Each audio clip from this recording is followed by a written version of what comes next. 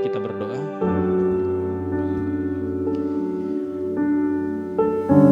Biarkanlah Roh Kudus Tuhan yang hadir di tempat ini memenuhi hati dan pikiran kami, untuk kami dapat menyembah, merasakan jamahan kasih Tuhan, dan dipenuhi dengan kuasa Allah yang Maha Tinggi. Hiburkan kami Tuhan dari setiap perkataan firman-Mu. Tolong kami dalam setiap kebimbangan dalam hidup kami. Maka biarlah firman Tuhan menjadi salah satu dan satu-satunya jawaban dan jalan keluar untuk kami menyelesaikan segala pergumulan dalam hidup kami. Di dalam dan demi Tuhan kami Yesus Kristus, kami telah berdoa. Amin. Silakan duduk. Teman-teman yang dikasihi oleh Tuhan Yesus Kristus, saya sapa kita dulu dengan Shalom. Puji Tuhan, hari ini kita kembali bisa melaksanakan ibadah community prayer kita. Setelah minggu lalu kita melaksanakan ibadah di tempat kita masing-masing untuk memperingati hari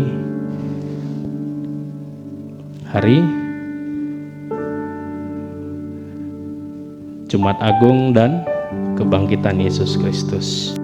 Sebelumnya seharusnya Pak Raffles yang melayani, tapi karena anak Pak Raffles baru keluar dari ICU, jadi belum bisa ditinggalkan dan baru dikabari tadi untuk boleh digantikan. Maka mari kita sama-sama berdoa untuk yang terbaik buat anak Pak Raffles. Semoga semakin dipulihkan di dalam Tuhan. Amin. Firman Tuhan masih sama tema yang diberikan Pak Raffles kepada kita, yaitu berkat kuasa kebangkitan. Dan firman Tuhan yang saya angkat untuk menerangkan tema ini diambil dalam kitab Yehezkiel. Kita boleh buka dalam Alkitab elektronik kita masing-masing. Yehezkiel pasal yang ke-36, ayatnya yang ke-26 sampai dengan ayat yang ke-27. Itu yang akan membantu kita memahami tema ini dari sudut pandang Nabi Yehezkiel. Mungkin kita boleh baca secara bersama-sama Yehezkiel pasal 36 ayat 26 sampai dengan 27. Kita mulai pembacaan dua-dua. Ya. Kamu akan kuberikan hati yang baru dan roh yang baru di dalam batinmu, dan aku akan menjauhkan dari tubuhmu hati yang keras, dan kuberikan kepadamu hati yang taat. Rohku akan kuberikan diam di dalam batinmu, dan aku akan membuat kamu hidup menurut segala ketetapanku, dan tetap berpegang pada peraturan-peraturanku dan melakukannya.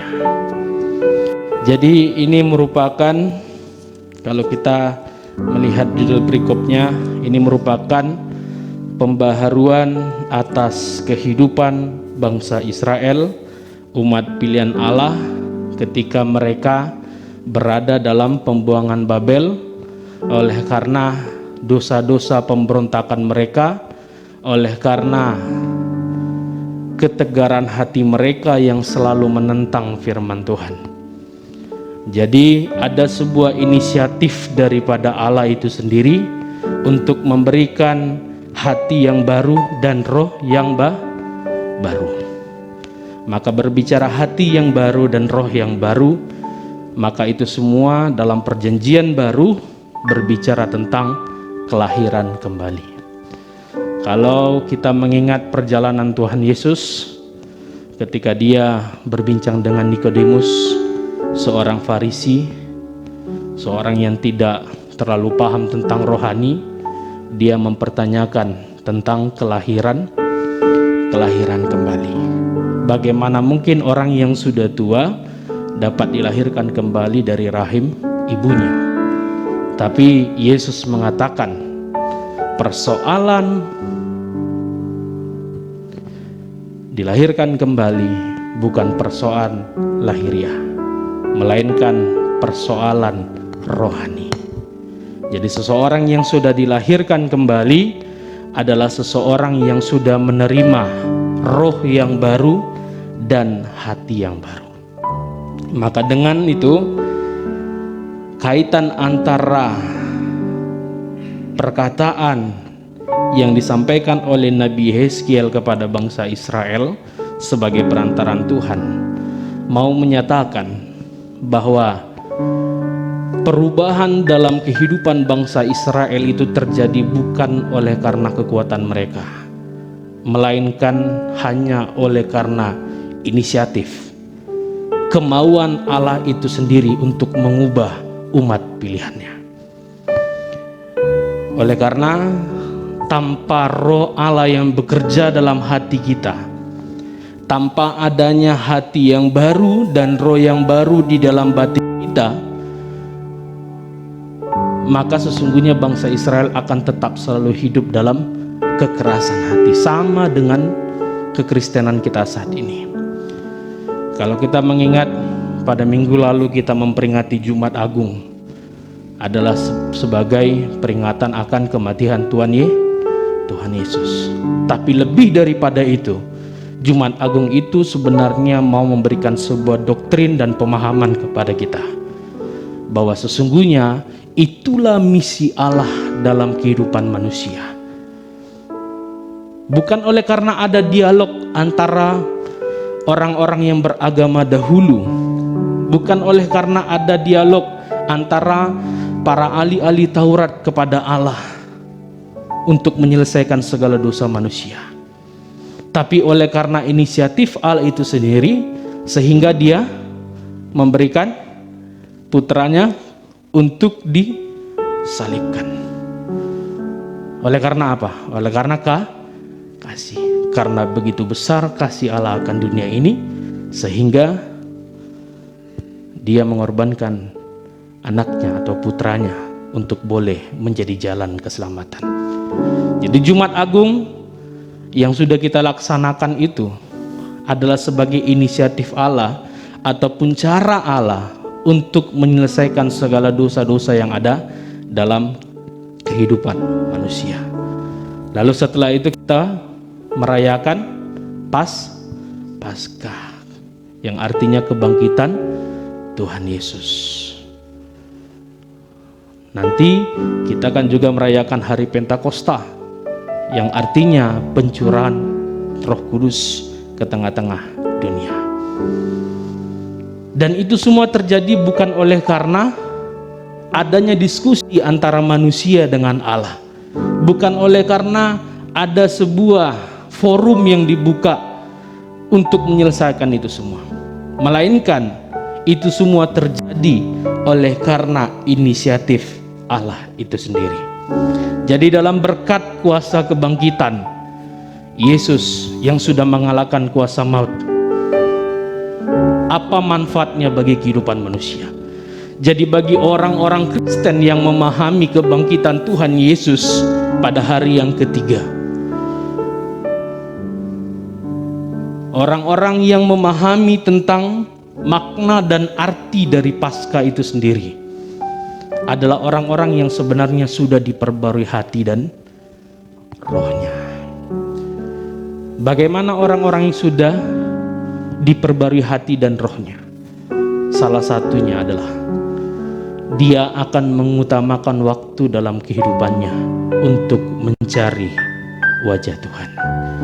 Dia akan mengutamakan waktu dalam kehidupannya untuk mencari firman Tuhan, ketika orang lain sibuk untuk boleh mencari hal-hal duniawi. Tapi orang-orang yang sudah diperbarui hati dan rohnya, dan roh Allah diam dalam batinnya, adalah orang-orang yang selalu mencari wajah Tuhan. Maka dalam berkat kuasa kebangkitan Yesus Kristus yang menjadi saksi pertama adalah laki-laki atau perempuan? Perempuan.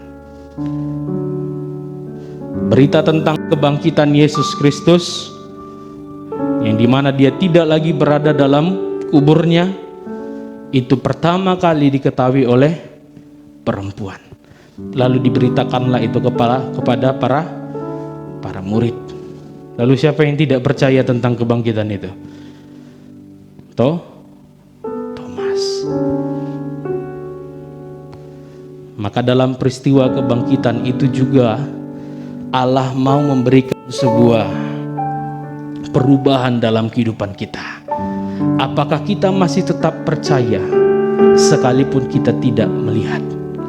Apakah kita masih akan tetap yakin sekalipun kita tidak pernah melihat Yesus itu sendiri?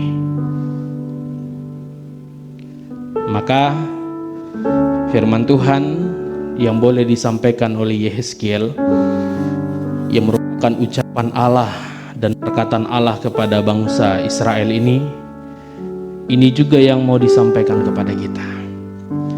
Kita adalah orang-orang yang sudah menikmati perjamuan, orang-orang yang sudah menikmati darah dan tubuh Yesus Kristus. Maka sepatutnya orang yang sudah menerima darah dan tubuh Kristus, orang-orang yang sudah menerima kebangkitan dari Yesus Kristus, maka dalam hidupnya seharusnya ada pembaruan. Dan yakin dan percayalah, pembaruan ini bukan terjadi karena usahamu, tapi oleh karena Allah itu sendiri mau merubah engkau dalam hidupmu. Sebagaimana yang terjadi pada Paulus, seseorang yang sangat membenci Yesus, seseorang yang sangat tidak menyukai pengikut-pengikut Yesus, tapi pada waktu seketika, sekejap saja dia diambil oleh Allah, ditangkap oleh Allah, lalu hidupnya diubahkan sehingga dia menjadi seorang rasul. Maka demikian dengan kehidupan kekristenan kita. Kita tidak bisa merubah kekerasan hati dalam hidup kita. Kita tidak bisa merubah kerasnya kepala kita. Kita tidak bisa merubah kecongkakan dalam kehidupan kita kalau kita mengandalkan kekuatan kita sendiri. Tapi kekerasan hati yang ada dalam hidup kita, kerasnya kepala kita, tegarnya setiap pendirian-pendirian kita, hanya kita yang mau didengarkan. Jikalau kita mau mengubah itu semua, maka jawabannya adalah ubah hatimu dan ubah rohmu. Bagaimana supaya roh Allah boleh diam dalam kehidupan kita? Maka jawabannya adalah tetap menjaga persekutuan dengan Tuhan. Sangat simpel firman Tuhan, sangat sederhana. Kita tidak bisa mengubah segala sesuatu yang buruk dalam hidup kita hanya dengan kekuatan kita. Mungkin bisa seketika itu berubah, tapi pada akhirnya itu juga akan kembali pada hidupmu. Tapi ketika roh Allah itu yang mengubah setiap segala sesuatu yang tidak baik dalam hidupmu, roh Allah yang diberikan diam dalam batin kita, jika itu yang kita pelihara, maka yakin dan percayalah, setiap peribadahanmu tidak ada yang sia-sia, setiap persekutuanmu tidak ada yang sia-sia, semua diperhitungkan. Jikalau kau menganggap sesuatu yang tidak mungkin dalam hidupmu, maka Allah pasti akan menjadikan segala sesuatu mungkin dalam hidupmu. Maka apa yang boleh menjadi kesimpulan firman Tuhan? Saya selalu mengatakan momen Jumat Agung, momen Paskah, momen Pentakosta, dan momen kelahiran Yesus Kristus adalah sebuah serangkaian yang tidak boleh dipisahkan. Artinya apa? Kalau kita melihat kehidupan kekristenan kita, lebih condong kita bermewah dan mempersiapkan diri hanya untuk menyambut hari kelahiran Tuhan Yesus. Sementara poin yang paling penting dari akhir dari misi Tuhan Yesus sebenarnya adalah di kayu salib.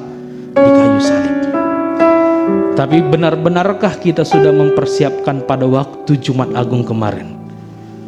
Bahkan pada momen-momen detik-detik kematian Tuhan Yesus Kristus, ketika dia mengatakan dia menyerahkan nyawanya kepada Bapaknya. Apakah benar-benar kita sudah mempersiapkan hati kita, mempersiapkan roh kita untuk menerima kuasa darah yang menyucikan kita dalam kehidupan kita? Maka sebagai orang Kristen, saya juga mau mengingatkan kita, momen Jumat Agung, momen Paskah, momen Pentakosta, momen kelahiran Tuhan Yesus, itu semua serangkaian dari misi perjalanan Yesus Kristus yang tidak bisa dipisahkan. Dan kalau kita meresapi dan merenungi dan memahami tentang momen-momen perayaan-perayaan ini, maka yakinlah di sana akan kita pahami bahwa ada berkat kuasa yang Allah berikan dalam kehidupan kita secara pribadi dan itu berbeda-beda. Jikalau kita memahami Jumat Agung, Pentakosta, Paskah dan kelahiran Yesus Kristus sebagai suatu kuasa Allah dalam kehidupan kita, maka yakin dan percayalah, kita adalah orang-orang yang akan diberikan hati yang baru, roh yang baru dalam batin kita. Bahkan Allah akan menjauhkan kekerasan hati yang ada pada kita dengan dia memberikan hati yang lembut dan taat. Bahkan dia akan memberikan rohnya berdiam dalam kita. Agar apa?